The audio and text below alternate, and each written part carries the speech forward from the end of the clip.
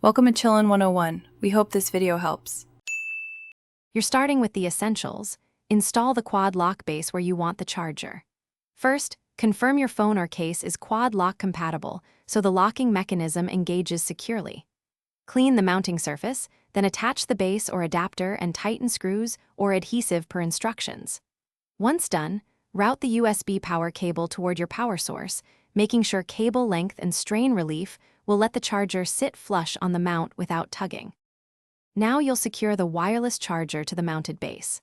Align the charger's mating ring and 4-pin connector to the base, then twist or press until you hear a firm click.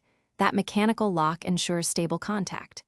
Next, plug the charger's USB-C or Vehicle 12V cable into a quick charge-capable source for full power. Make sure the charger's LED status lights turn on, solid for ready, because correct power and alignment are required for fast, reliable charging. Finish by locking your phone onto the charger and verifying charge starts. Place your phone on the quad lock plate and twist until it locks. You should hear that reassuring click.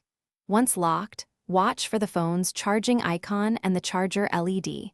Allow 2 to 3 minutes because negotiation between devices can take time.